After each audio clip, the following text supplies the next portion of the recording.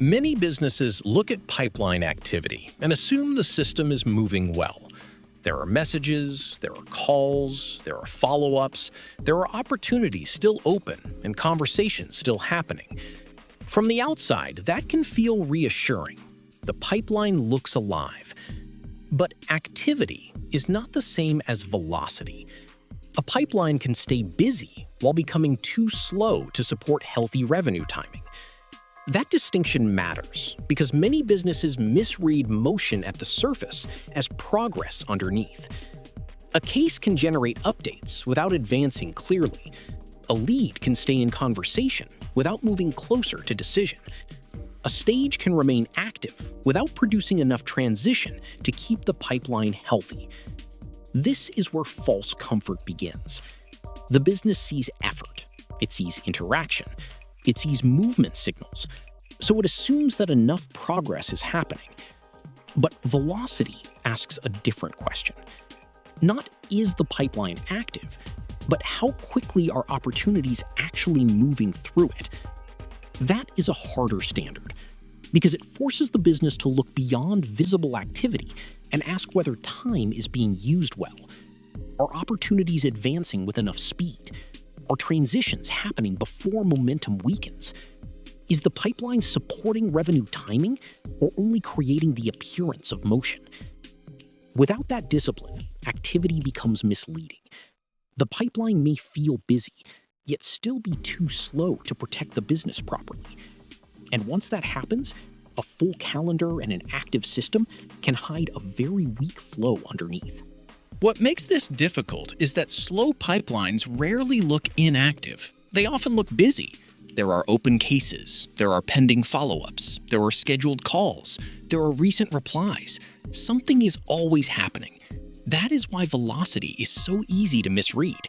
The business keeps seeing signs of life, so it assumes the system is still moving with enough strength. But visible life is not the same as healthy flow. A pipeline becomes dangerous when time is being consumed without enough stage progression to justify that time. That is the real issue. Because revenue timing depends on more than opportunity presence. It depends on how long opportunities take to move from one meaningful condition to the next. If those transitions are too slow, the pipeline starts weakening even while activity remains high. This is where surface movement becomes deceptive. A case may generate updates without getting closer to decision. A stage may remain populated without producing enough exits. The business may stay occupied, but future revenue timing still becomes less reliable. This is why velocity matters so much.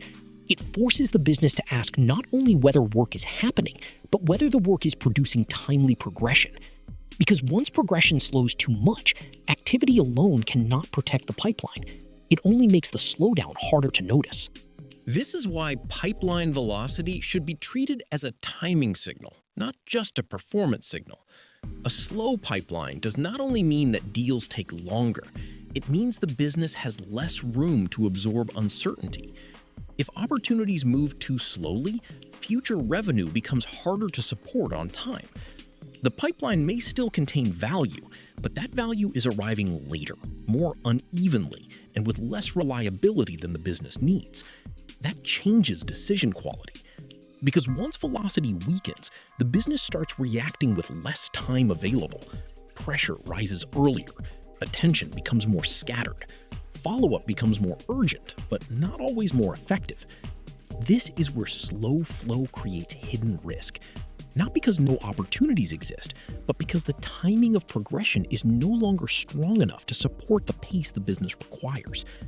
That is why velocity is more useful than activity. Activity shows involvement. Velocity shows whether the pipeline is moving fast enough to keep revenue timing healthy. And those are not the same thing. A busy pipeline can still be late. A visible pipeline can still be too slow.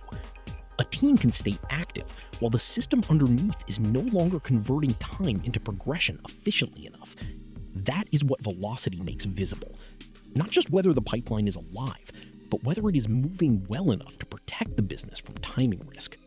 A healthier pipeline does not only ask how many opportunities are open, it asks how much time each opportunity is consuming relative to the movement it is producing. That is where velocity becomes useful, because time inside the pipeline is never neutral. If an opportunity is taking too long to reach the next real condition, something important is happening. Momentum may be weakening. Readiness may be softer than expected. The next step may be unclear. The transition may be heavier than the business realizes. Without velocity discipline, those signals stay hidden inside normal-looking activity. The case is still being touched. Someone is still following up. The opportunity is still visible. So the business keeps reading effort as if effort itself were protecting the outcome. But effort is not enough if time is being spent without enough progression in return. That is the real cost of low velocity. It quietly stretches the pipeline. And once the pipeline stretches too much, forecasting becomes weaker, coverage becomes less protective, and revenue timing becomes harder to trust.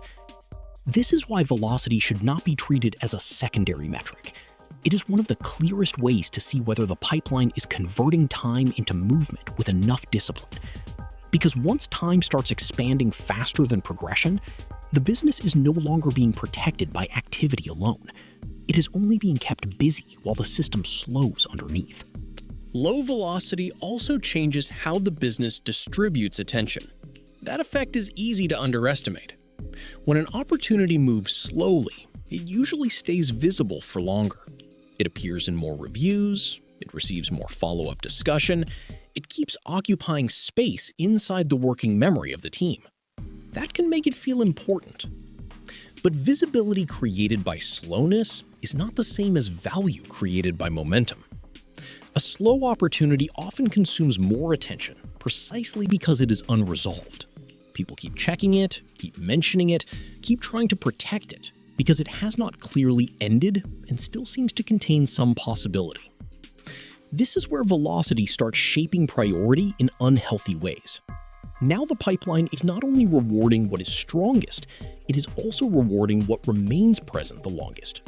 That is a problem, because healthier opportunities can lose attention quietly, while slower ones keep pulling focus through duration alone. The team feels active, the pipeline feels full, but attention is no longer being guided by the best current movement. It is being guided by cases that are taking too long to resolve. That creates distortion.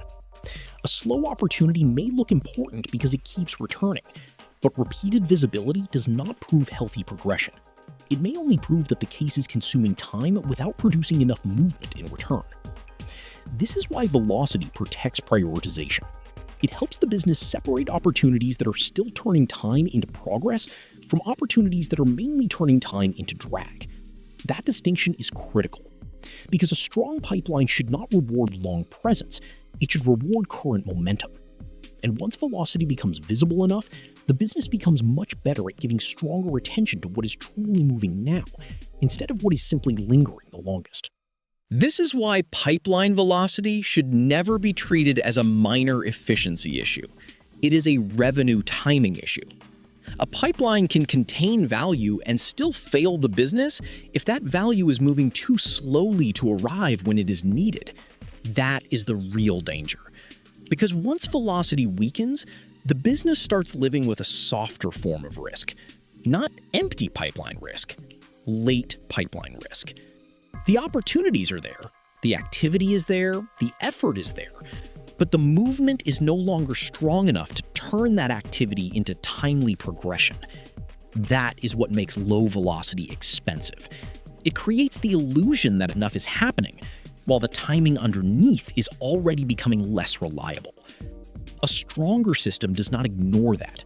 It asks harder questions. Which opportunities are really moving? Which ones are absorbing too much time? Which stages are slowing the flow? Which cases still deserve confidence based not only on presence, but on speed of advancement? That is what keeps the pipeline honest.